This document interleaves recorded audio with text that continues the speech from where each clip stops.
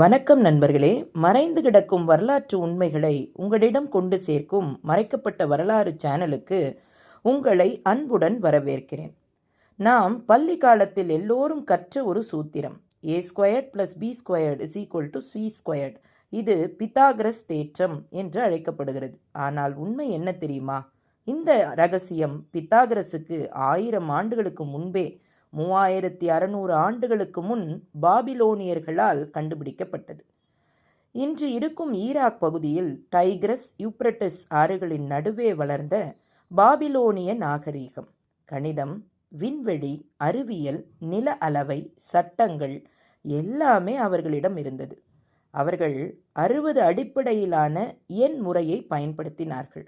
அதுவே இன்று நம்முடைய 60 வினாடி = 1 நிமிடம், 60 நிமிடம் = 1 மணி என்ற கணக்குகளுக்கான அடிப்படை. 1900 முதல் 1600 கிறிஸ்துக்கு முன் காலகட்டத்தில் உருவாக்கப்பட்ட பிளிம்டன் 322 எனும் மண் பலகை 1920 கண்டுபிடிக்கப்பட்டது. இதில் எண்கள் வரிசையாக எழுதப்பட்டிருந்தன. ஆராய்ச்சியாளர்கள் அதனை புரிந்து கொண்ட பொழுது அதிர்ச்சி அடைந்தனர். அந்த எண்கள் பைத்தாகரன் ட்ரிபிள்ஸ். உதாரணம் 3, 4, 5, 5, 12, 13.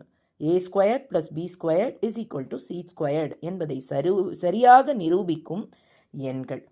UNSW பல்கலைக்கழக ஆராய்ச்சியாளர்கள் டேனியல் மான்ஸ்பீட் கூறியதை பாருங்கள். இது உலகின் முதல் ட்ரிக்னாமெட்ரிக் டேபிள் ஆக இருக்கலாம். ஆனால் அவர்கள் கோணங்களை பயன்படுத்தவில்லை. அதற்கு பதிலாக பக்கங்களின் விகிதங்களை, ரேஷியோஸ் பயன்படுத்தினார்கள்.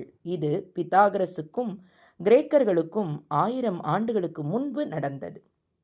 பூமியை அளவிட, வயலை பிரிக்க, எல்லையை வரைய அவர்கள் a² + b² = c² என்கிற சூத்திரத்தை பயன்படுத்தினர். அதாவது பித்தாகரஸ் தேற்றம் ஒரு புத்தகத்தில் இருந்து அல்ல, வாழ்க்கையில் பயன்படுத்தப்பட்ட ஒரு நடைமுறை அறிவு. ஆனால் பித்தாகரஸ் கிறிஸ்துக்கு முன் 570-495 தான் உலகளவில் புகழ் பெற்றார்.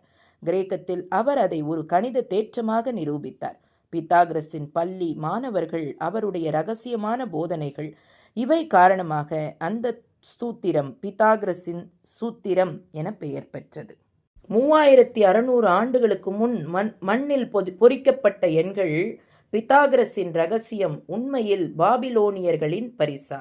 வரலாறு தொடர்கிறது.